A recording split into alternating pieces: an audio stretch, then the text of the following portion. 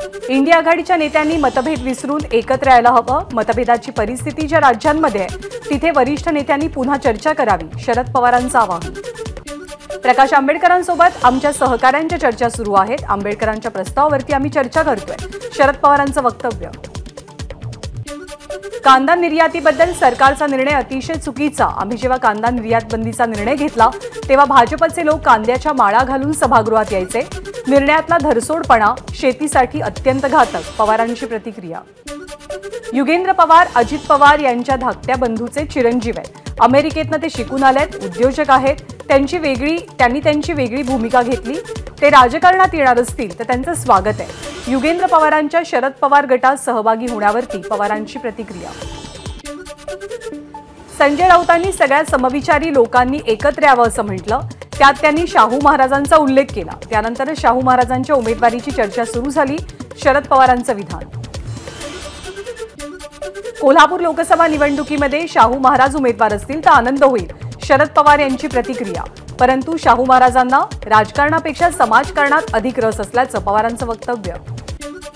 महाराष्ट्रात इतकी अस्थिरता यापूर्वी कधीच नव्हती। पक्षांतर बंदी कायद्यामधनं पळवाटा काढल्या जात आहेत, त्यात दुरुस्ती गरजेची, शाहू महाराज यांचं वक्तव्य। पुण्याच्या आंबेगावमध्ये झळकले वादा तोच पण दादा नवा अशा आशयाचे पोस्टर्सवरती रोहित पवारांचा फोटो।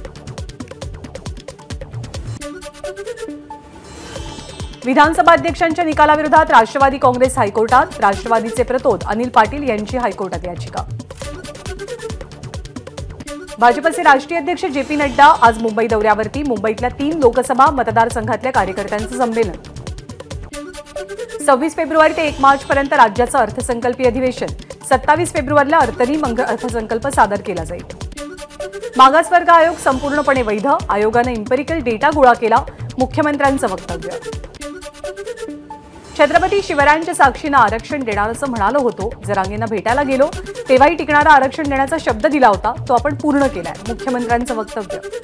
जरांगेंच्या मराठा आरक्षणासाठी पुकारलेल्या आंदोलनाविरोधात गुणरत्न सदावर्तेंची उच्च न्यायालयात याचिका।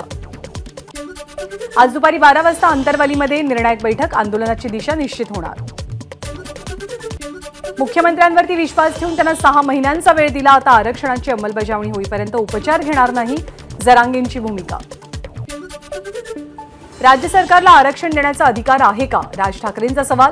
निवडणुकीच्या तोंडावरती सर्व गोष्टी केल्या जात आहेत, त्यामुळे मराठा समाजानं जागरूक राहावं, राज ठाकरेंचं विधान। मराठा आरक्षणाचं विधेयक टिकेल अशी आशा वाटते। शिक्षण आणि नोकरीत आरक्षण दिलंय, आता किती जणांना आरक्षण मिळतं ते पाहावं लागेल, उद्धव ठाकरेंची प्रतिक्रिया। मराठा समाजाला आरक्षण मिळावं ही काँग्रेसची भूमिका आहे आणि असेल, काँग्रेसचे प्रदेशाध्यक्ष नाना पटोलेंचं वक्तव्य।